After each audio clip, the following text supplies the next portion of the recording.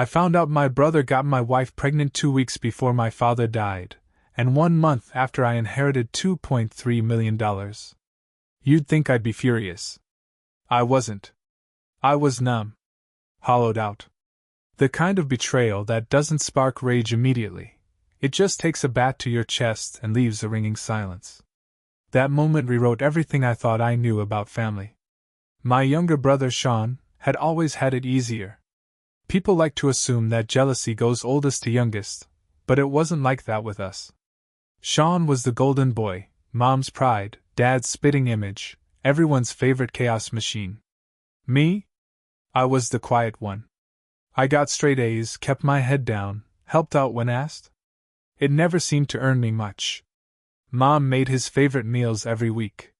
She did his laundry even when we were both teenagers. If he needed help with homework, she'd hand it to me like it was my job. You're good at this stuff, Tyler. Just be a good big brother. But when I struggled?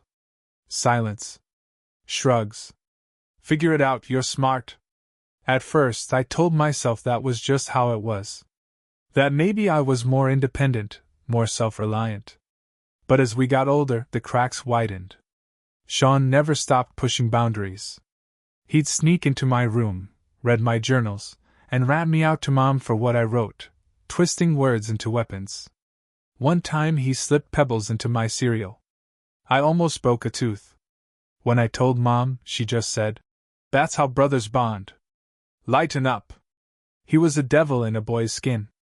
He mocked me for being quiet, for wearing glasses, for not being a real man. Like him. When I started getting bullied in middle school, he joined in with the crowd. Literally stood beside them, chanting, "Loser! 4 eyes! Nerd!" Like he got a rush out of tearing me down. The worst came when I was 16. I'd just come back from therapy. Yeah, I was struggling bad at the time, and he cornered me in the hallway during a stupid fight about who left the bathroom messy. His parting line? "You should just do everyone a favor and end it already." I didn't cry. Not then. But something in me cracked wide open that day. My dad was barely around back then. Construction job that kept him gone all week, and Mom always had some excuse for Sean. "You're too sensitive, Ty," she'd say, like I was the problem for not finding attempted arson funny. Yeah, Sean once tried to set my hair on fire. Said it was a joke. But the day Dad found out about that incident, everything changed. For the first time, Dad saw him clearly. I'll never forget the look in his eyes, pure disappointment. He told Sean he'd call the cops next time he pulled something like that. You could see it hit Sean like a freight train. He wasn't invincible anymore. Later that night, Dad sat me down. We'd never had a deep heart-to-heart before. But that evening, he said something I never thought I'd hear. "I've waited too long, hoping he'd grow up. But he's just a bully. And you've taken the brunt of it." I don't know what hit harder, finally being believed, or realizing how much I needed to hear it. He helped me get into MMA training at a nearby gym, paid for my classes, and told me to learn how to hit back. Not just in the ring, but in life. And I did. I trained like my sanity depended on it, which, honestly, it did. I learned how to move, how to stand, how to swing. And slowly, Sean started seeing me differently. One day he tried to take my allowance, money I'd earned cleaning out the garage every weekend. I caught him outside, about to pedal off with his buddies. This time, I didn't freeze. I decked him. One clean punch to the jaw. He went down hard. I took my money back and walked off while he cried like the world was ending. Mom rushed out, saw his bloody nose, and screamed like I'd committed war crimes. She told me I needed to be a better example. But Dad? Dad just leaned back in his chair, arms crossed, and said, "If anyone else stole from him, they'd be in jail. Let him cry." From that moment on, Sean stopped getting physical. But he found other ways to cut, cold shoulders, muttered insults, middle finger vibes at the dinner table. He never talked to me directly, only through Mom, who still tried to play peacekeeper, insisting, "He's just going through a phase." Yeah. A phase that lasted 10 years. When I left for college on a scholarship, Dad threw me a party. Sean barely looked up from his phone. I should have known then that one day, he'd find a new way to ruin everything. But what happened next? That I never saw coming. You ever look at someone you love and realize you've been sleeping beside a stranger? That was me, sitting on our cracked leather couch, watching Karen admit something that would burn through the rest of my life like acid through paper. She told me our son might not be mine. My stomach dropped, but I held still. I've always had this reflex: lock the emotion down until it's safe to fall apart later. I asked, "Who?" even though I already knew. Somewhere in my bones I knew. She hesitated, then said it. Sean. It didn't sound like a name. It sounded like a weapon. She looked small when she said it, like a child confessing to breaking a window. Only this wasn't some accident. This was years of calculated betrayal. Years of choosing him. I'd met Karen during sophomore year. We hit it off at a friend's party, one of those chaotic, red cup nights where someone always ended up crying in the backyard. But she wasn't like the others. She laughed at my dumb jokes. She was kind to the Uber driver. And for the first time in forever, I felt like someone saw me. I introduced her to my family that fall. We stayed with my parents from Thanksgiving through New Year's. She was a hit. Mom loved her. Dad called her level-headed, which was practically a declaration of sainthood. Even Sean, who barely tolerated my existence, was suddenly friendly. Too friendly. He laughed at her jokes. Helped her hang up her coat. One time, I caught them playing some co-op zombie video game at 2 a.m., sitting a little too close on the couch. I brushed it off. I wanted them to get along. Karen told me she was trying to help Sean and I rebuild our bond. She said she hated how cold he was toward me and figured if she made him feel included, things might thaw. And for a little while they did. We even saw a movie together. He sat 3 rows down, but hey, it was progress. What I didn't know was that while I was cheering on our baby steps, Karen was sleeping with my brother. It started with harmless flirting, she said. He opened up to her one night after a breakup. Vulnerable. Sad. The whole routine. Then one night it just happened. She didn't tell me right away. No. She waited. Waited until the baby was born. Waited until we were married. Waited until I'd built a life around a lie. I asked why she never said anything. She shrugged. Said she didn't want to hurt me. That's the thing about liars. They always imagine silence is mercy. When I asked if it was still going on, she nodded. She didn't even try to lie. Said they'd sneak off during her work trips, book cheap motels out of town, pretend they were young and free and not destroying 2 families in the process. Half the business trips she'd taken in the past year? Romantic getaways with Sean. I didn't yell. I didn't throw anything. I just stood, walked upstairs, and started packing a bag. Karen followed me, crying, begging, clawing at my sleeves. She said, "If you love me, you'll fight for us." I looked her in the eyes and said, "If you loved me, you wouldn't have been fighting me behind my back." She changed tactics. Said our son would be devastated. Said we were his stability. I reminded her I might not be his father. That shut her up fast. Then she accused me of being cruel. Cruel? I told her I'd forgiven her once. Then again. That I'd spent years choking down betrayal just to preserve this image of a perfect family. But this time, there was no fixing it. This wasn't a crack. It was demolition. I checked into a hotel that night and didn't answer her calls. The next morning, I went to my parents' place. Dad greeted me at the door, still groggy from sleep. Mom looked up from her crossword. I told them we needed to talk. Then I told them everything. Karen. Sean. The affair. The possibility that our son wasn't mine. My mother went pale, stammering. "That can't be. Sean would never." I interrupted. "Let me prove it." I called Sean from the couch while my parents watched in stunned silence. He picked up on the 3rd ring. "Hey, man," I said casually. Karen told me everything. There was a pause. Then he tried to spin it. Said she was confused. Said she had always been into him, and maybe I should look at her, not him. When he realized I wasn't taking the bait, he snapped. Called her names. Said she was obsessed with him. That he couldn't help it if women chose him over me. I turned the speaker on. My mother clutched her mouth. Sean kept talking, digging his own grave, bragging about being the better-looking brother. Said he never thought I'd actually find out. My father stood up. Took the phone from my hand. And what he said next, I'll never forget. You betrayed your brother. You betrayed this family. You are cut off from everything. Then he hung up and set the phone down like it was covered in rot. That night, Dad started rewriting the will. That was the beginning of the end for Sean.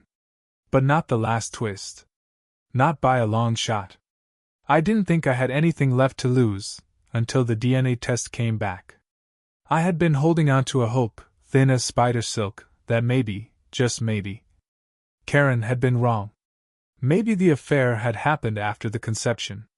Maybe the child I had raised, loved, and protected was still mine in the only way that mattered. But truth has a way of destroying every comforting lie. The results were unmistakable. Sean was the biological father. It felt like watching a house burn while you're still inside it. All those memories, first steps, first words, late-night fevers, superhero Halloween costumes, every one of them now stained with his face. I saw Sean in my son's smirk, his swagger, even in the way he kicked his soccer ball. And suddenly I couldn't breathe.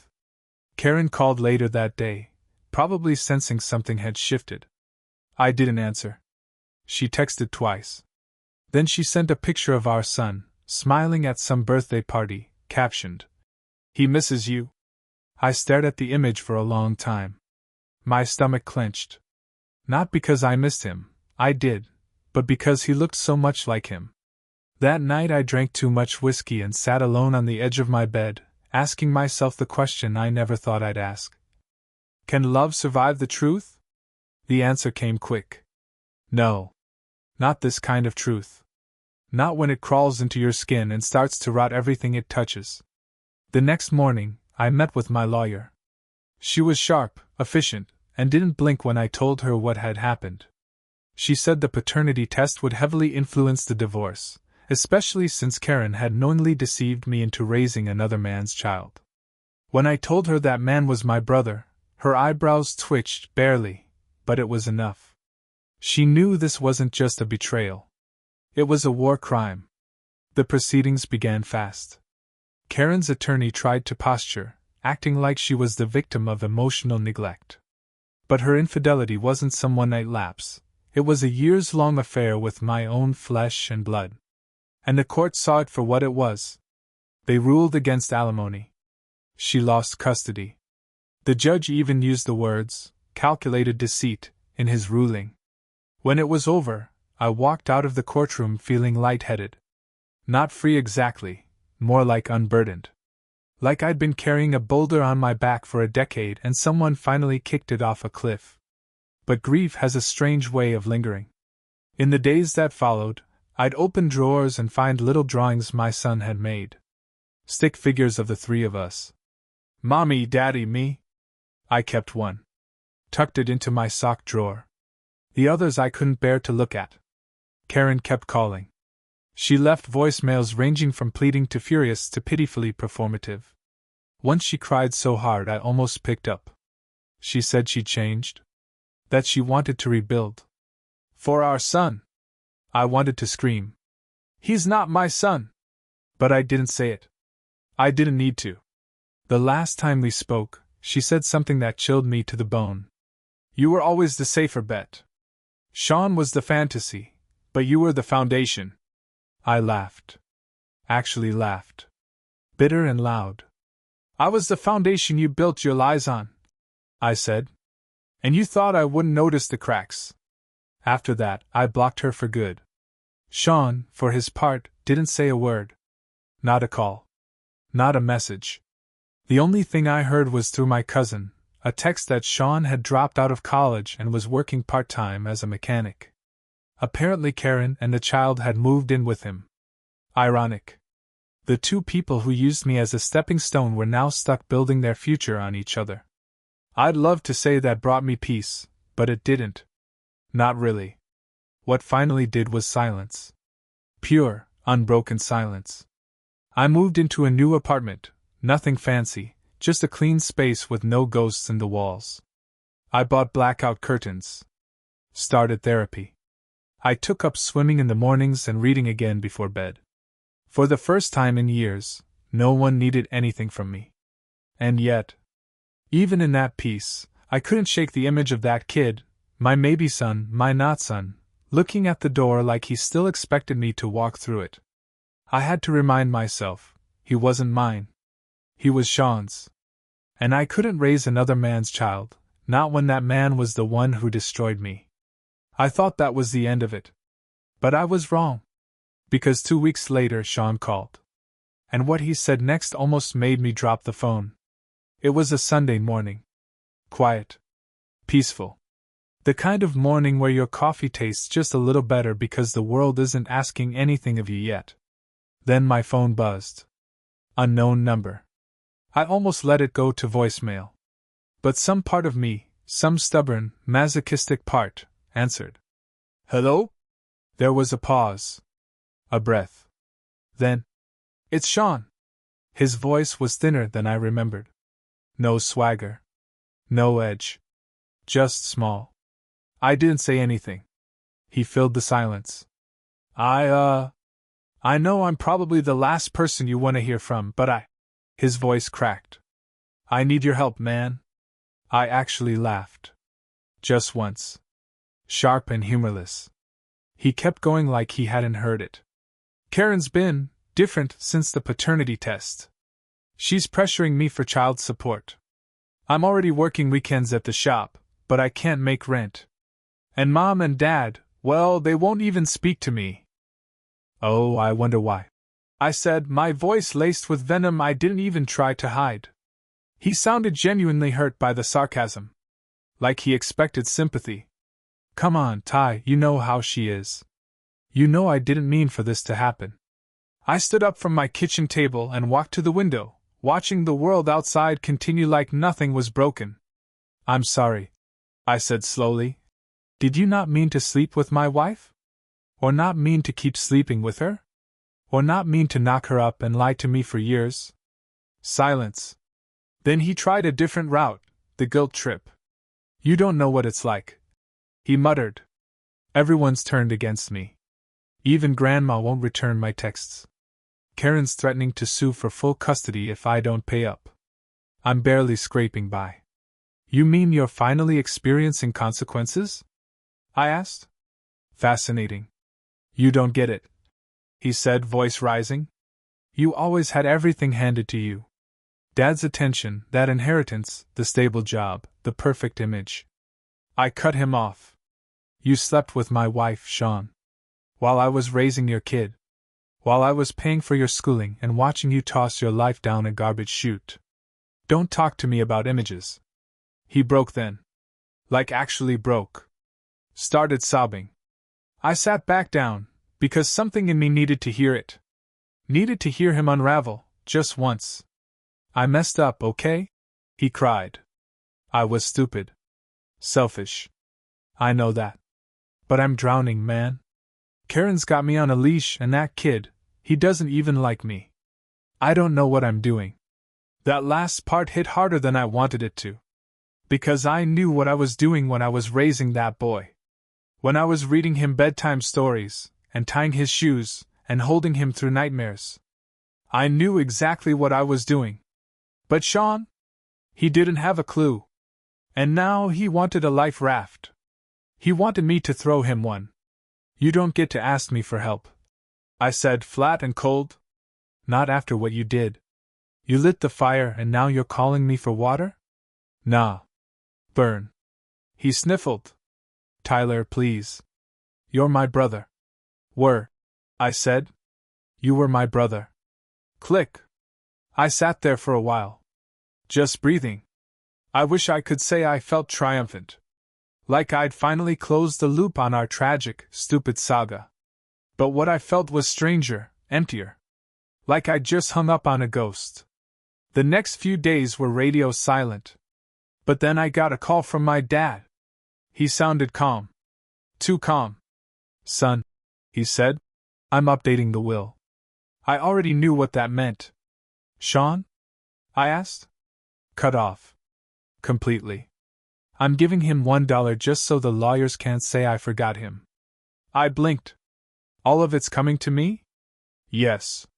The house, the savings, the retirement fund. You earned it. You protected this family when I didn't. And you paid for all of it in blood." He hung up before I could respond. Later, I found out Sean tried to show up at their doorstep. My mom opened the blinds, saw him on the porch, and just shook her head before locking the door. Even she had reached her limit. The same week, a mutual cousin texted me. Said Sean was couch surfing. Karen had kicked him out after learning the inheritance was gone. Apparently, her idea of unbreakable chemistry came with conditions, like a trust fund and child support checks. They weren't even together anymore. It would have been funny if it didn't hurt so damn much. Because despite everything, part of me still remembered Sean as the kid I used to build Lego castles with. The one who once put his arm around me at a birthday party and said, "You and me, man. We're the team." I guess I was the only one who meant it. They say blood is thicker than water. But betrayal? Betrayal is thicker than both. After everything, after the DNA tests and the divorce papers and that final pathetic phone call, I thought I'd finally escaped Sean's orbit. That I'd left the black hole of our family behind and could finally breathe. But ghosts don't just disappear. Especially when they're your own flesh and blood. It was a Thursday, cool, gray sky, the kind that makes you want to curl up and forget the world. I was at the driving range with my dad. He'd taken up golf in retirement and liked to pretend he was teaching me something. In truth, it was our new therapy. Somewhere between a backswing and a complaint about his hip, Dad said, "You know your mother told him." I paused mid-swing. "Told who what?" "Your mother. She told Sean about the will." I let the club drop. Apparently it happened weeks ago. A moment of weakness. Some late-night call she didn't admit to until Dad found it on the phone bill. She confessed, crying, said Sean. Sounded so desperate. Said she thought he'd learned his lesson. Dad didn't speak to her for 3 days. When he finally did, he told her flat out, "If you ever speak to him again, you can pack your things and leave with him." And for once, she listened. Mom hasn't seen or spoken to Sean since. We don't bring him up anymore. It's like the family carved out a tumor, and no one wants to look at the scar. A few months passed. I got promoted at work, senior project manager, more responsibility, better pay. The kind of job Sean would have mocked me for back in the day. I started dating again. Nothing serious. I was honest from the start, told them I was recently divorced, had baggage, wasn't looking for anything heavy. Most people ran for the hills. One woman stayed. We've had 5 dinners so far. She laughs like she's not hiding anything. That's new. But there was still one open wound. Henry. Or whatever his name would be now. He turned 5 last month. I saw the photo on my cousin's Instagram. Karen had posted it. Sean wasn't even in the picture. Just her and Henry, smiling at a park, blowing out candles on a superhero cake. For a moment, my chest tightened like a vice. Then I zoomed in. There it was, Sean's nose, my eyes. Like God had mocked both of us in one face. Karen messaged me a week later. Said she understood if I couldn't be in Henry's life, but wanted me to know he still called me Dad, sometimes. I didn't respond. Not because I didn't care. But because that chapter is closed. Karen used me. Sean betrayed me. And Henry, no matter how innocent, was the byproduct of a war I didn't start but had to survive. I can't unsee the truth. I can't rewrite the past. But I can choose not to carry it anymore. So I blocked her again.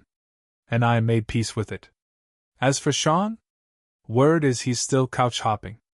Can't hold a job for more than a few weeks. Most of the family won't return his calls. Even our grandparents changed their number after he asked for money the third time. He texted me one last time. I know I effed up. But I miss you, man. I really do. I didn't reply. Because missing someone doesn't erase what they did. And loving someone doesn't mean letting them destroy you over and over again. My father updated the will last week. Made it official with lawyers present. I'm the sole beneficiary. All $2.3 million. House. Life insurance. Retirement. The whole thing. Sean gets $1. And a footnote. Disinherited due to willful and malicious behavior toward immediate family. That's what it says. And someday, when he reads it, I hope it burns. Not out of spite. But because sometimes pain is the only teacher people like him understand. As for me, I've stopped looking back. Because no one else is allowed to write my story anymore.